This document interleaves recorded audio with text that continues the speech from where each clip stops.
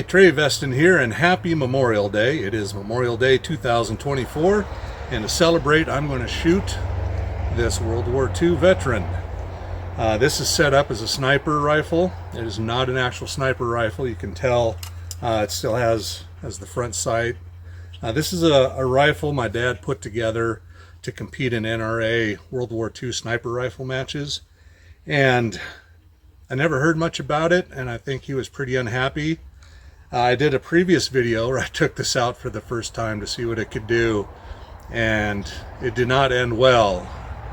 Let's see if you remember that unfortunate video. I just don't know.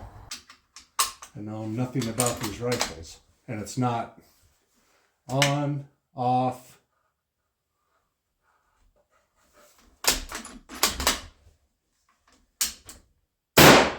Yeah, see? What the hell?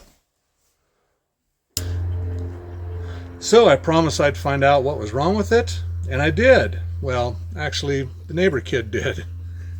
Neighbor across the street, his younger son, Ransom, is a budding gunsmith. He has a keen interest in these older World War II rifles.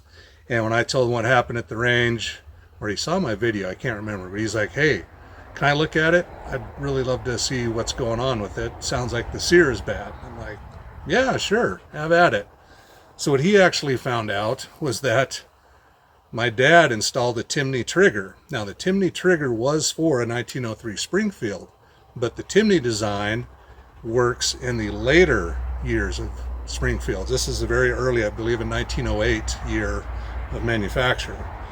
So the trigger didn't fit properly, and instead of my dad taking it to a competent gunsmith, he just kind of forced it in there, put it back together, and the result of that was a big boom when you close the bolt. So but Ransom took a look at it, and he took that Timney trigger out, went to some gun shows. He found an original 1903 Springfield trigger, put it in, did a little adjusting, and it's perfect now. It's got just a little bit of creep, and it hits a very measurable wall, and then maybe 3 pounds at the most, and it's crisp, it's predictable, it's perfect.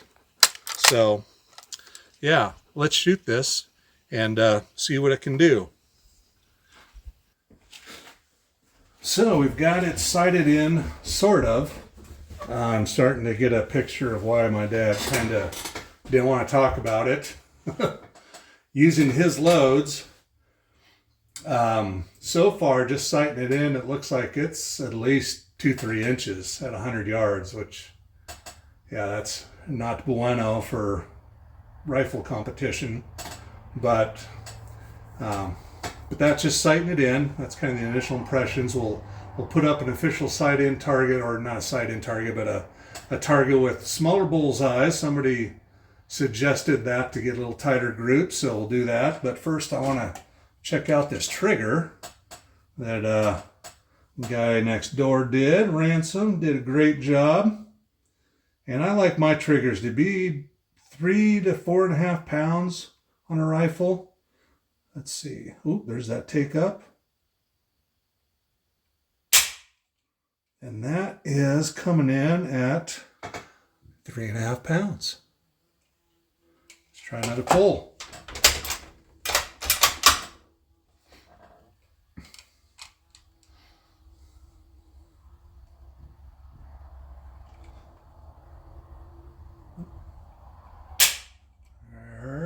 Set just a tiny bit over 3.5 pounds. Yeah, that's, I don't know if you can see that, but it's 3.5 pounds.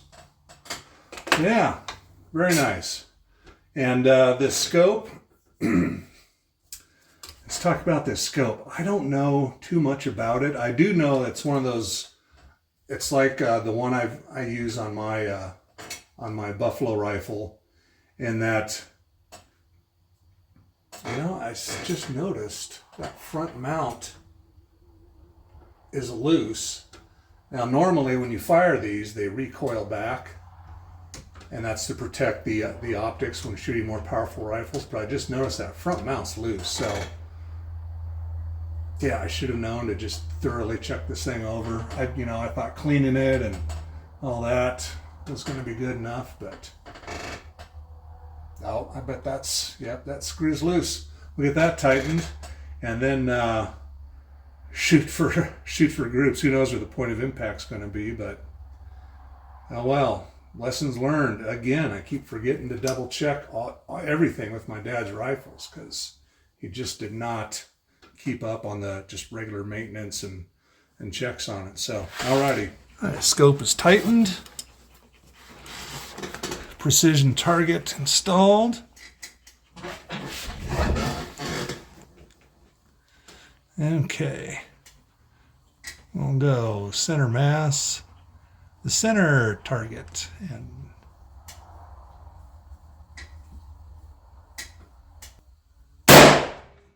okay, that was a good pull. Okay,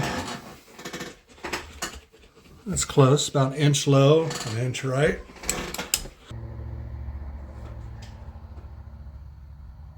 That one, I pulled it a little left. Okay, and this is using Dad's reloads. There's no information on them. I have no idea what weight a bullet he thought this thing liked. Powder, nothing. Just shooting 30-06. Oh, I pulled that one left too. Yeah, that was way left. Sorry, gun. Alrighty, let's do another 3-shot group, and I'll try to do a better job of pulling the trigger. So, because this gun, I think we can get it 1 MOA. If I do my job. Let's go.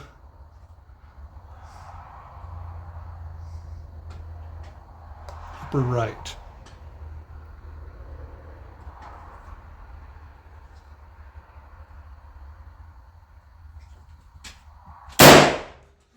Good pull.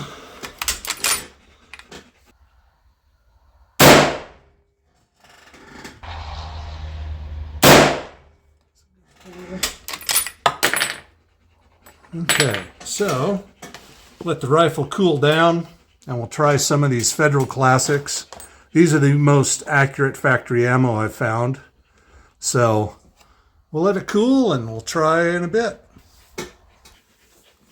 Okay, things are cooled down. We've got a couple patches put through, so we are operating from baseline. And we've got the Federal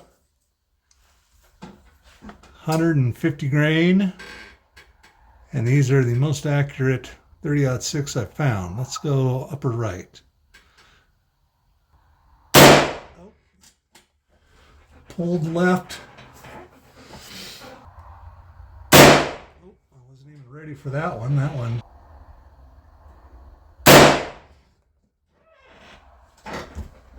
Okay, that's better. That's within an inch. That's a good one. Oh, that went high right. So weird. And scope was pulled back. Mount is still solid. Everything looks good. And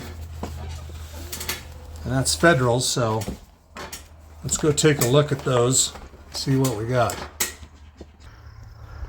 Alrighty, here we are at the 100-yard line. First 3 shots in the center are the best group. We got 2 inches. Second group up here, this is with reloads. That was not so great. It opened up about 2 7/8. Then the last group with the Federals, we were doing real good. And it's like, oh yeah, there we go, likes the Federals. Then pulled one, and then I pulled the next one. And those were all good trigger pulls, except this one was a bad pull. So I said, oh well, we'll redo it. We got a good pull and it still went there. So Yeah, that was no bueno. So that's, yeah, 3 1/8. So, okay.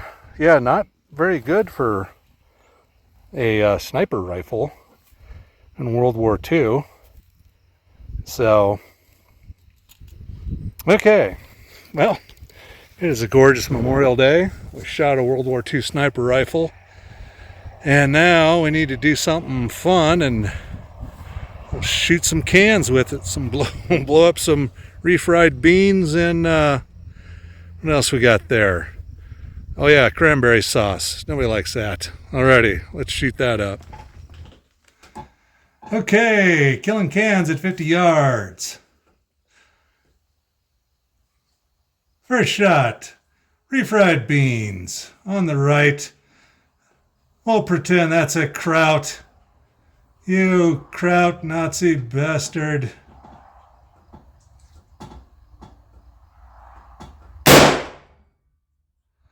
He's gone.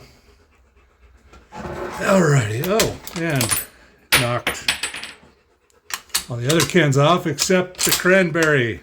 Krautberry.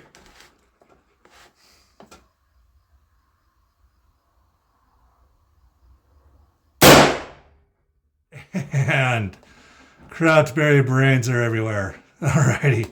Let's go check out the damage and hopefully the slow motion camera caught some of that. Okay, Arlo is really wanting to check out the carnage. Okay, cranberries. Yeah, that's impressive. And did a number on that. Nothing like that. Boy, the 10 millimeter and the 50-90 really destroyed those cans. These are damaged, but interesting. Okay, well there you go. That's what a 30-06 does at 55 yards to the skull of a Nazi. Okay, Trey Veston with another fun day at the range, and it's hot, 75. It's just about perfect. Very little wind. We shot an iconic World War II firearm, and yeah, it didn't perform that great, but I'm sure that there's some other factors involved in why it didn't do so good. Could be a trigger puller, could be the ammo, could be it's just it's an early 1908 and the steel wasn't that great in it, and who knows, but still we did get 2 inches at 100 yards, which I'm sure back then, if they're using factory ammo, that's more than adequate for a lot of the sniping duties. So okay, next time we'll do something more fun and shoot another fun firearm. Trey Veston out.